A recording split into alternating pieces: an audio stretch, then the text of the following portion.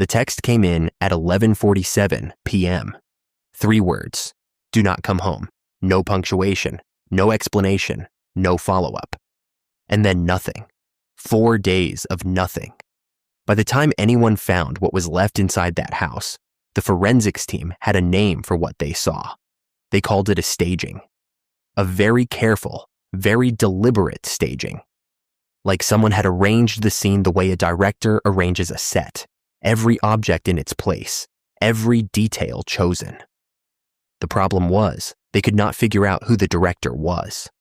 And the problem underneath that problem, the one that kept the lead detective, a man named Graham Holt, awake until 4 in the morning for 11 consecutive nights, was this. The woman who received that text had gone inside anyway. She had read those 3 words, she had understood them, and she had unlocked the front door, stepped over the threshold, and gone in. Why? By the end of this story, you will understand exactly why she went in. And when you understand it, I promise you, you will wish you did not.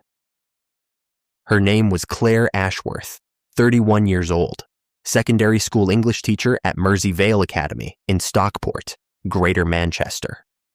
She drove a grey Vauxhall Corsa with a cracked rearview mirror she had been meaning to replace for 6 months. She had a habit of chewing the cap of her pen when she was reading. She kept 3 photographs on her desk at school.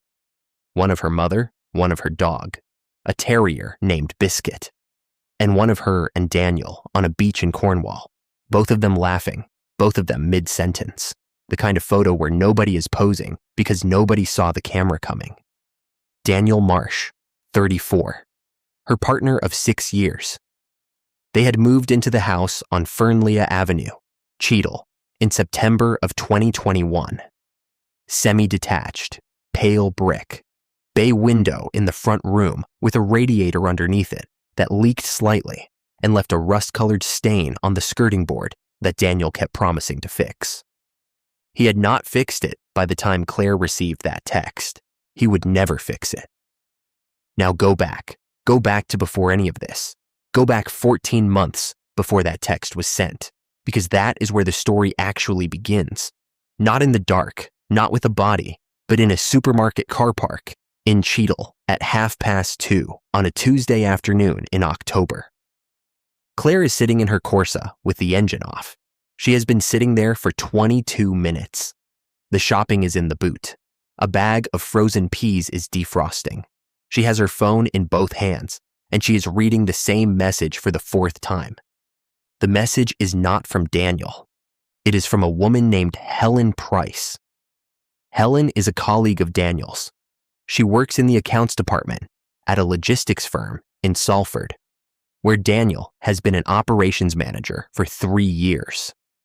Claire has met Helen twice, once at a work Christmas party in 2020, once at a summer barbecue the following year. She seemed perfectly pleasant. She seemed like a person Claire would never have reason to think about again. The message says, "I think you should know what has been going on. I am sorry. I did not know he was with someone." Claire reads it a 5th time. She puts the phone face down on the passenger seat. She picks it up again. She calls Daniel. He answers on the 2nd ring. His voice is easy, relaxed. He asks if she grabbed the good coffee or the cheap stuff. She tells him she got the good stuff. She tells him she will be home in 10 minutes. She does not mention Helen. She does not mention the message. She tells him she loves him. He says it back. She hangs up. She sits in the car park for 4 more minutes. Then she starts the engine and drives home and unloads the shopping and puts the frozen peas away. And she does not say a single word. That is the kind of woman Claire Ashworth was. She did not confront Daniel that night. She did not confront him the next night, or the one after that. What she did instead was something far quieter, far more controlled, and, as it would turn out, far more dangerous. She started paying attention, not in an obvious way, nothing that would make him suspect. She began to notice small things she had always seen, but never registered.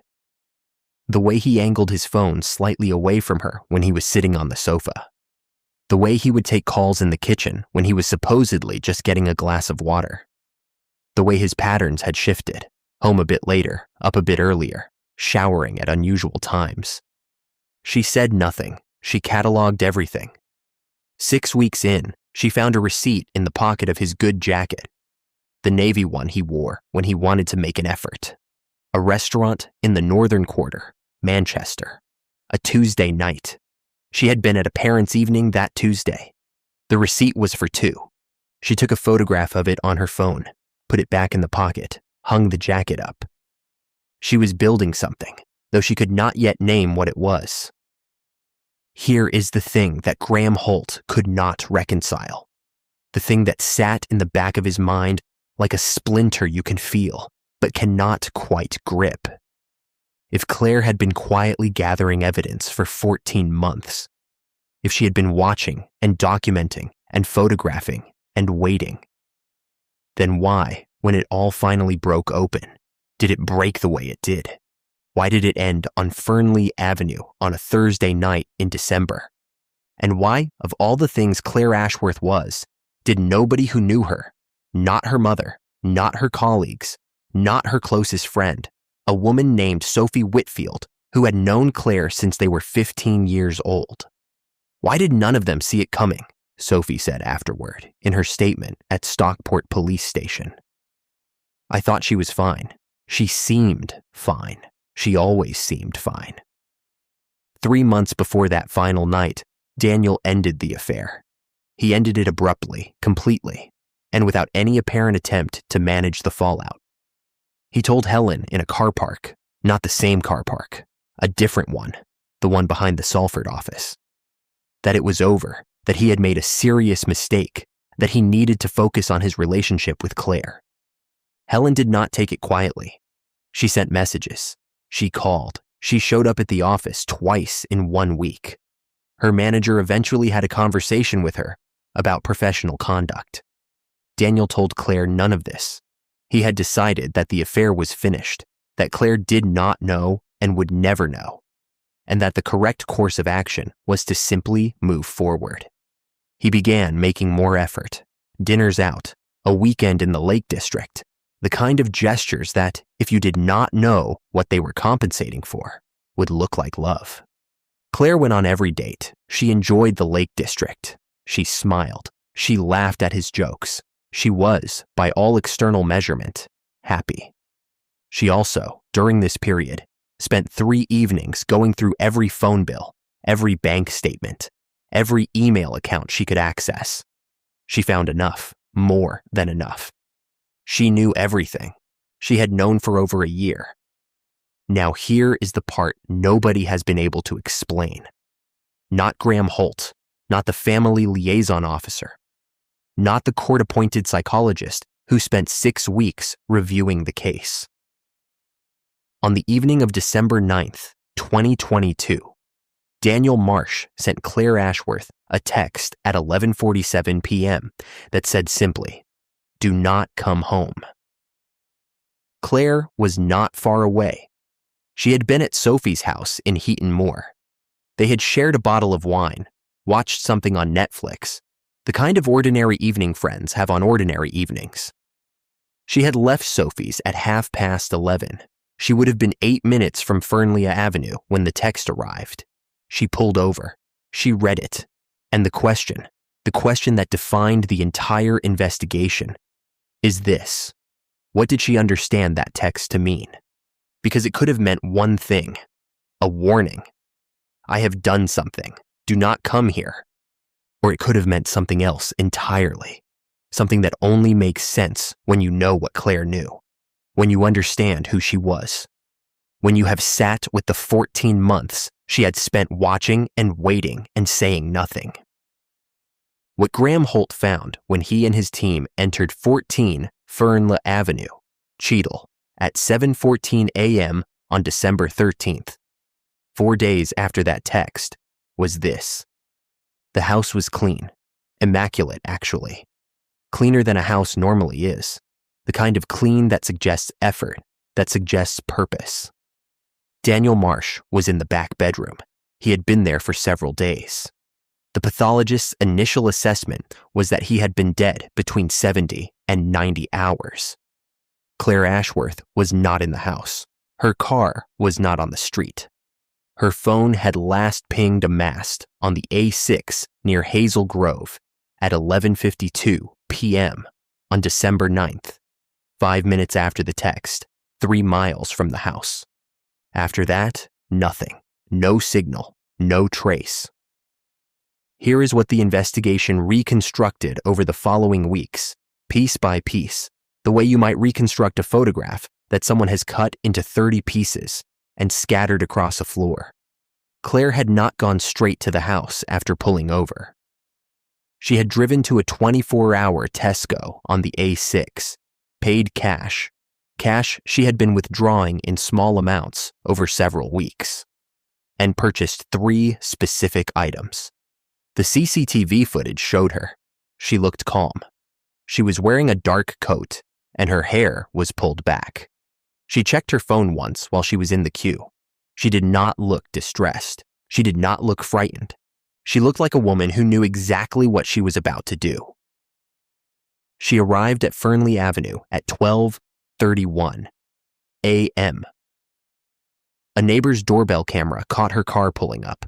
She sat inside the car for 11 minutes. Then she got out. She walked to the front door. She used her key. She went in. The staging that Graham Holt described, the careful, deliberate arrangement of the scene, told a story. Not the story of something that had happened suddenly, in passion, in a moment of breaking. The story it told was of something considered, planned, patient. The 14 months of silence made sense now, but not in the way anyone had expected. Claire had not been enduring. She had not been deciding whether to leave, whether to forgive, whether to confront. She had been waiting for the right moment. And Daniel, in sending that text, in that 3-word message that he sent because he had done something that night, something unrelated, something smaller and almost mundane in comparison to what was about to happen, Daniel had accidentally told her exactly when that moment was. He had been alone. He had been distracted. He had, without knowing it, opened a door. Sophie Whitfield gave her statement 3 times. The 3rd time, when the detective constable asked her a different version of the same question. Did you notice anything unusual in the weeks before December 9th? She said something she had not said in the first 2 statements. She asked me once, maybe 6 weeks before, she asked me, do you think some people deserve what happens to them? And I said, what do you mean? And she said, nothing. Never mind. Forget it. And I did. I forgot it. Claire Ashworth has not been found. As of the date of this recording, she has been missing for over 2 years. Her photograph is still on the Greater Manchester Police website under the missing persons section. Her mother, a woman named Ruth, who lives in a flat in Macclesfield, has not removed the voicemail Claire left her on December 8th, the night before, from her phone. She has listened to it, by her own account, perhaps 200 times. In the voicemail, Claire sounds completely normal. She talks about Christmas. She asks if Ruth wants to come to theirs for Boxing Day. She says she and Daniel are thinking of doing a joint thing with friends this year. Make it a proper occasion. She laughs at something.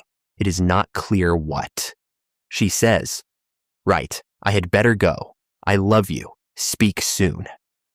That is the last recording of her voice that exists. Graham Holt retired from Greater Manchester Police in the spring of 2024. He does not talk about many of his cases. He does talk occasionally about this one, but only to say one thing, and he says it the same way every time, quietly, without drama. I have worked homicides where I never understood the why. This one, I understood the why. I understood every piece of it. What I cannot explain is the text. He means, why did Daniel send it?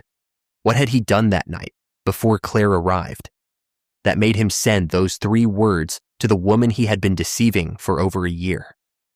The investigation never established it. His phone record showed the text and nothing before it for 6 hours. His search history that evening was ordinary. There was no sign of a visitor, no sign of a phone call.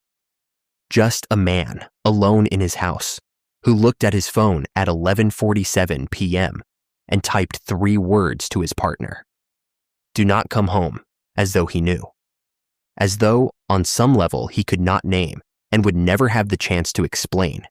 He understood that something was already in motion. Something that had been in motion for 14 months. Something quiet and patient and inevitable. The doorbell camera footage, 11 minutes of Claire sitting in her car before she went inside, was reviewed many times by detectives, by analysts, by the psychologist. They were looking for hesitation, distress, anything that suggested she was uncertain. There is a moment around the 9-minute mark where she turns and looks directly into the camera. She could not have known it was there. It was a small device, dark casing, mounted high under the neighbor's porch. But she turns and she looks directly at it for 3 seconds. Then she looks away. Then she gets out of the car. Biscuit, the terrier, was found at Sophie's house. Claire had dropped him off 2 days before December 9th, saying she and Daniel were going away for a few days and asking if Sophie could mind him. Sophie said yes, of course. She had done it before. It was not unusual. Biscuit is still with Sophie. She kept him. She could not explain it exactly. She said it seemed like the right thing, and also that she was not sure who else he belonged to now. On quiet evenings, she says, he sits by the front door and stares at it, not barking, not whining, just sitting, waiting. Ruth still makes 2 cups of tea every morning. She has done it her whole adult life, one for herself, one for whoever else is in the house. She lives alone, has done for years. But the habit is so deep it is not even conscious anymore. Every morning she makes 2 cups. Every morning she realizes, a beat too late, what she has done. She sets the second cup on the counter anyway. She says she cannot stop doing it. She says she does not want to. Do you think Claire knew when she looked into that camera that someone would eventually be watching?